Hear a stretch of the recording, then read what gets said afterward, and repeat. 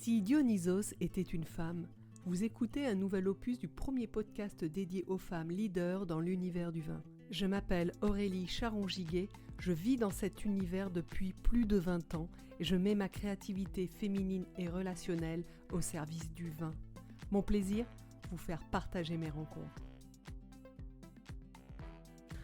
Pour ce nouveau podcast, je suis dans l'appellation Faugère. Je suis chaleureusement accueillie par Françoise Ollier du domaine Ollier-Taillefer. Bonjour Françoise. Bonjour Aurélie. Alors, pourrais-tu me parler de l'appellation Faugère ? Oui. L'appellation Faugère, donc c'est 7 villages. Déjà, c'est 7 villages. C'est une des plus petites appellations du Languedoc. Et c'est surtout la seule qui est délimitée autour d'un seul terroir. Donc ce terroir de schiste. Quand ce n'est plus du schiste, ça ne s'appelle plus Faugère. Donc on part d'Autignac-Lorès au sud.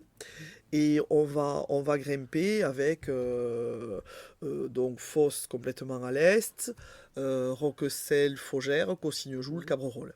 Donc 7 villages. 7 petits villages, puisque mis à part Lorraine, c'est moins de 1000 habitants. Et la plupart du temps, moins de 500, comme ici. Donc quand je suis partie il y a près de 20 ans, il y avait 35 caves vignerons indépendants et 3 caves coopératives. Aujourd'hui, les caves coopératives se sont regroupées. Il n'y en a plus qu'une, celle de Faugère. Et par contre, il y a 65 vignerons indépendants. Donc il y a eu une multitude de petits domaines qui se sont créés, soit carrément des créations, soit quelques reprises, et des coopérateurs qui sont sortis. Donc ça, je trouve ça super parce que ça permet une grosse émulation, beaucoup de jeunes qui ont pu s'installer parce que le prix des terres reste encore acceptable. Donc ça c'est bien. Et qu'il y a quelques vignobles disponibles. Là, il y a pas mal de coopérateurs là, qui sont proches de la retraite, qui n'ont pas de repreneurs. Donc il y a toujours quelques petits domaines disponibles. Donc ça, c'est intéressant. Par contre, il faut acheter une cave à côté ou la créer. Donc ça, c'est ce qui va coûter un petit peu d'argent. Mais ça reste une appellation qui attire beaucoup les jeunes. Donc Faugère, c'est près de 80% des exploitations qui ont une mesure agro-environnementale, que ce soit Terravitis, que ce soit bio, que ce soit HVE. Donc ça, c'est intéressant. Plus de 50% en bio, certifié. D'accord. Sur les 2000 hectares de Faugère. Donc ça aussi, c'est très bien. C'est une belle dynamique. Oui. Et moi, l'avenir de Faugère, je le vois bio, évidemment. Au niveau des vignerons indépendants, je pense que l'avenir ne peut être que bio. Alors, pour quelle raison ? Je m'avance peut-être, parce qu'aujourd'hui, soit tu restes artisan, soit tu es sur quelque chose d'un petit peu plus industriel. Et comme les exploitations sur Faugère en vignerons indépendants sont relativement petites, avec des petits rendements hectares. Voilà, tout petit rendement. On est sur du 30-32 hectolitres hectare de moyenne. Je ne vois pas comment tu peux faire une production qui ne soit pas bio, ou en tout cas qui ne soit pas au moins Terravitis ou HVE. Alors ça, c'est intéressant ce point-là, parce qu'aujourd'hui aussi, cette appellation a l'avantage, je pense, par rapport à d'autres régions, on va dire, à Bordeaux et compagnie.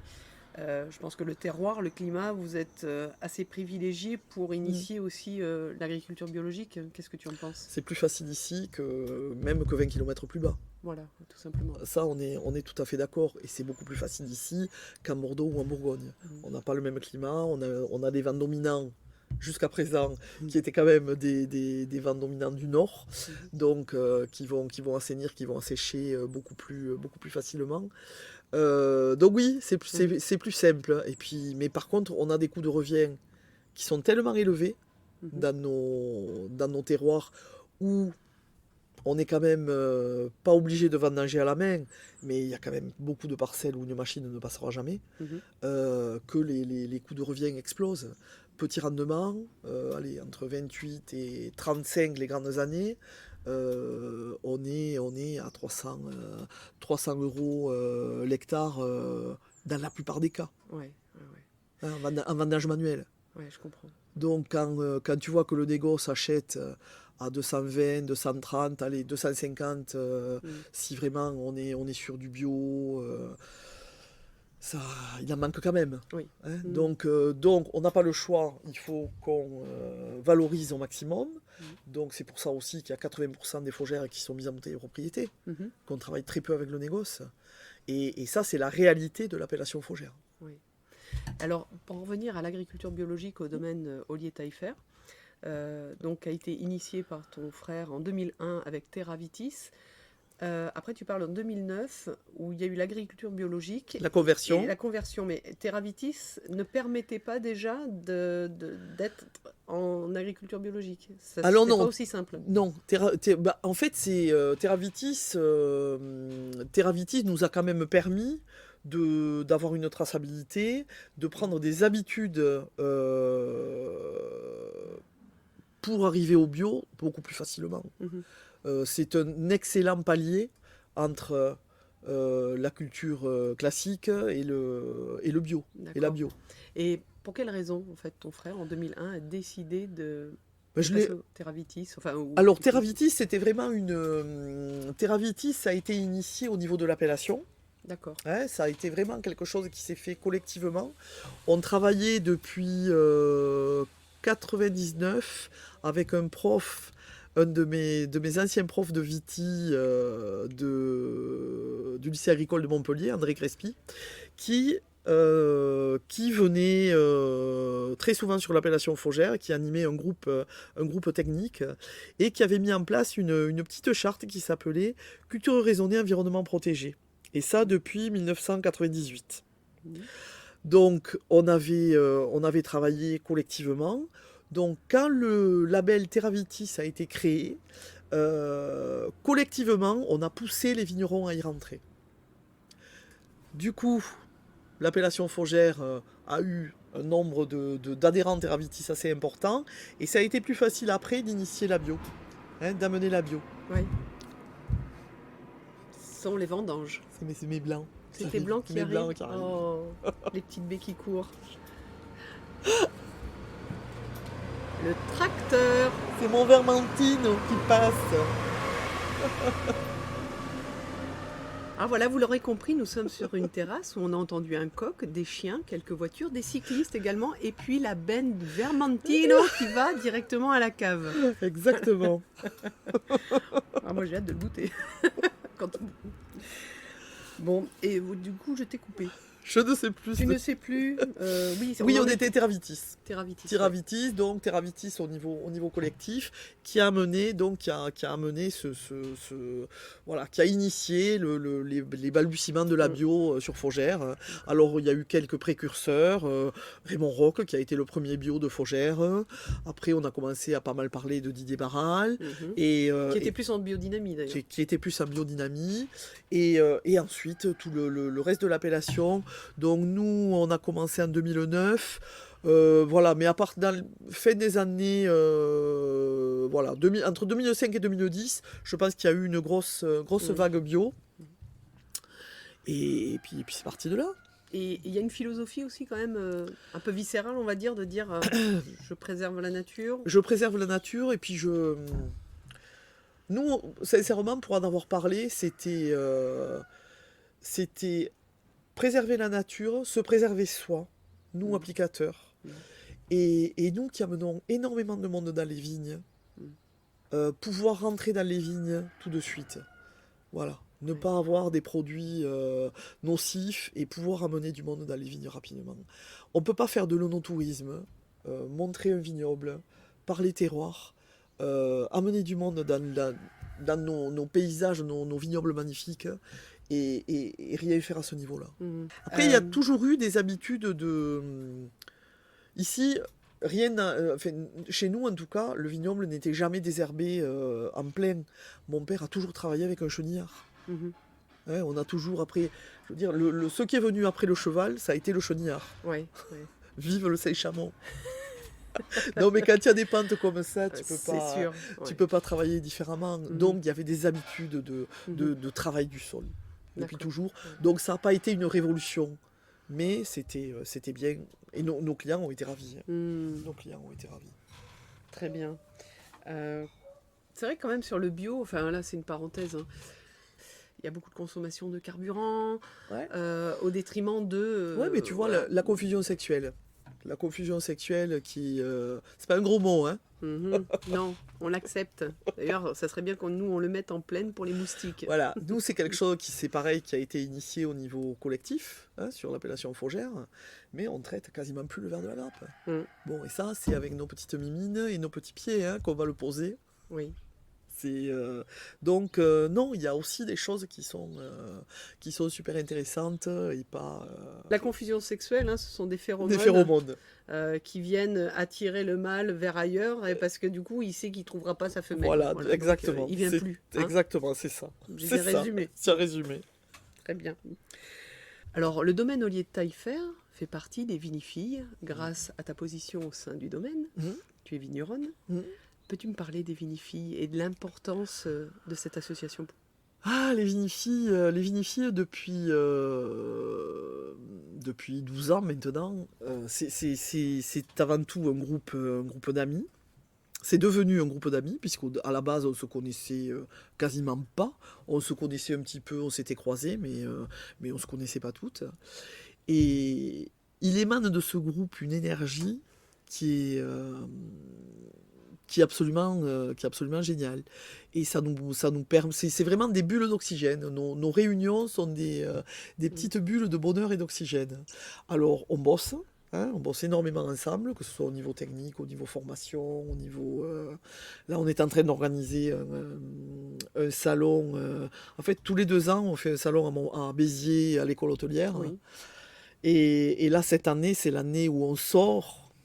On va dans une autre région. Cette année, en 2022, nous irons à Saint-Chély-d'Apcher, à l'école hôtelière de Saint-Chély-d'Apcher, organiser notre salon pour les futurs sommeliers de demain. Donc ça, c'est absolument génial. On adore faire ce genre de choses. Et ouais, c'est devenu un groupe d'amis. Mhm. Et c'est devenu vital de vous retrouver. Ah oui, hein. complètement. Oui. Complètement. Nous avons eu quelques réunions pendant le confinement, écoute, qui resteront dans les annales. Voilà. Fanny, si tu m'entends.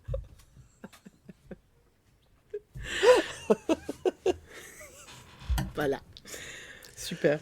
Et Puis même ça l'excision reste aussi. simple, quoi. Il Ouais. faut que ça reste simple, on se prend pas la tête. Oui. On parle du vin de façon, oui, je pense plus simple. Mhm. On est,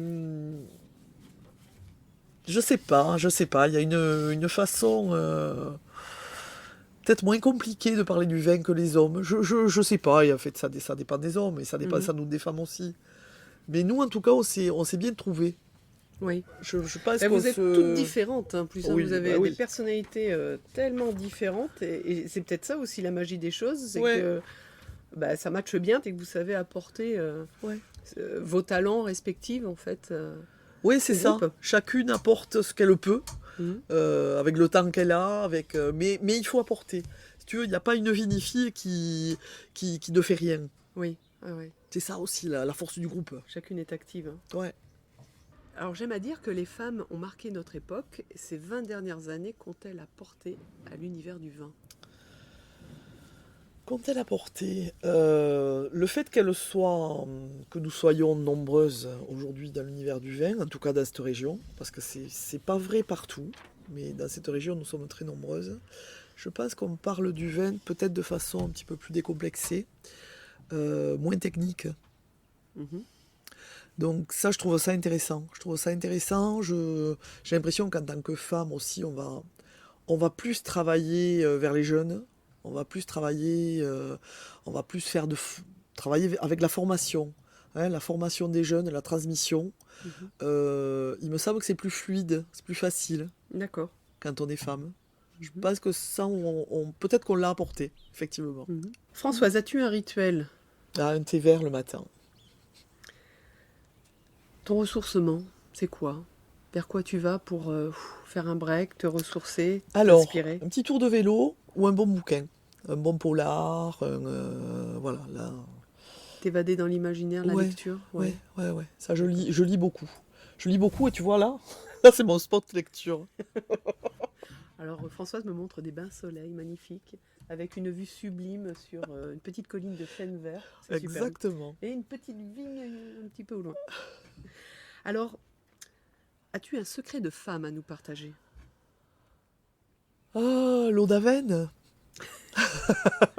Ma famille est... C'est ma- local. Ouais, ma famille maternelle, mon grand-père maternel était de la Ciffrerie, le D'accord. village qui a été noyé sous le barrage d'Avenne. Et Ah. ensuite, ils ont migré dans le petit village d'Avenne. Mhm. Et ma grand-mère s'est toujours nettoyé le visage avec l'eau d'Avenne. Et elle avait une peau de pêche. Et tu continues Et je continue. Je n'ai pas la peau de pêche de ma grand-mère, mais je continue. Et moi, je rajouterais le sourire, quoi qu'il en soit. Ouais, le sourire. Le sourire, c'est important de sourire et d'essayer de faire sourire les autres. Alors, pour terminer ce podcast, aurais-tu une recette à nous partager? Alors, je suis pas mal sur le baba à la fine fougère. Bien. Voilà. C'est pas un baba au rhum, c'est un baba à la fine fougère. Je précise. Et c'est. Fait maison. Oui, bah, évidemment. Évidemment. Les deux. Les deux. Hein Les deux. Parce qu'on n'a pas parlé, mais tu fais aussi de la fine. On fait aussi de la fine fougère, ouais. La fine, c'est vraiment l'ancêtre des veines de fougère, puisque c'est grâce à la fine fougère qui était connue à la fin du 19e siècle que les jeunes vignerons de l'époque, après-guerre, en 1948, à la création de l'ère, ont pris le nom de fougère.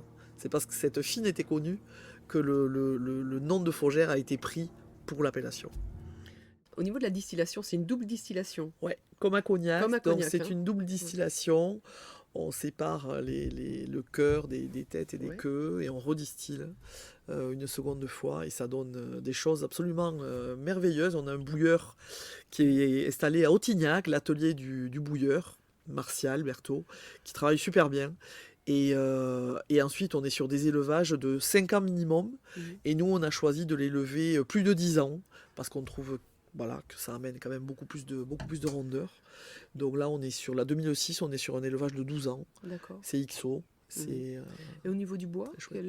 quel bois vous Et alors, choisissez? on utilise des non-barriques qui ont contenu des vins rouges. Ok. Donc, la première année, tu as très très peur parce que ta fine prend une couleur rouge. Mhm. Et ensuite, la couleur tombe et on revient sur une belle couleur or D'accord. qui est superbe. Donc une vraie identité Ah, du domaine complètement. Ollier Taillefer. Complètement.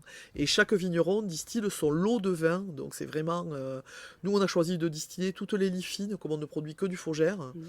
Et donc le fait de distiller des vins un petit peu chargés, des lits fines, mais des lits quand même, ça donne une eau de vie très grasse, très riche. Intéressant.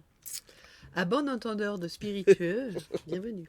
Voilà, on a toujours ce petit côté tarte tatin. Alors Françoise, dans la collection de vins que tu fais avec ton frère en blanc, rouge et rosé, est-ce que tu as un coup de cœur?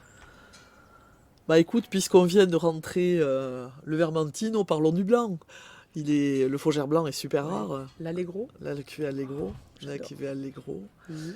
Et le blanc, ça représente 5% de l'appellation fougère. Moi, j'adore nos blancs parce qu'ils ont une minéralité, une fraîcheur terrible, alors qu'on est sur des acidités qui sont assez basses, mais un très bel équilibre. Et donc, chez nous, la cuvée Allegro, elle est sur un assemblage Roussanne, Vermentino et un tout petit peu de Carignan blanc pour le peps. Et donc, on va avoir un côté un petit peu fleur de tilleul, granité de poire, quelque chose d'assez gras, assez riche. Élevage cuve, surtout pas de barrique, on ne veut pas l'alourdir. Et donc, c'est génial parce que c'est un blanc qui va pouvoir vieillir 2-3 ans sans souci, même plus sur les années un petit peu plus fraîches. Et tu peux l'accorder de l'apéritif au fromage. Mhm. Tu vois, tu commences à l'apéro avec des petits tapas, style de petits anchois, des choses comme ça. Tu vas continuer avec une petite grillade de poisson ou une volaille à la crème, sans problème. Et tu vas terminer avec un petit pélardon de chèvre. Ben tiens, sur ce, Voilà. bon appétit. Et le baba à la fine. Et le baba à la fine Faugère, avec son petit verre de fine 2006 en ce moment. À côté, c'est absolument magique. D'accord. Écoute Françoise, sur ces belles paroles, merci pour cet entretien. Et bien sûr, je remercie le coq qui nous a suivis tout le long de cette interview. À bientôt Françoise. Merci Aurélie, à bientôt. Si vous avez aimé cette première partie, découvrez prochainement d'autres thèmes riches et inspirants abordés avec mon invité. Alors abonnez-vous sur votre plateforme préférée. Vous recevrez une petite alerte le jour de la mise en ligne de l'épisode. Vous pourrez écouter, mettre sur pause, reprendre à votre guise l'écoute de cet épisode. C'est ça le luxe du podcast. On l'écoute quand on veut et où on veut. N'oubliez pas de mettre des étoiles sur Apple Podcast, des commentaires et de partager à au moins 3 connaissances. Et je vous dis à très vite pour de nouvelles écoutes.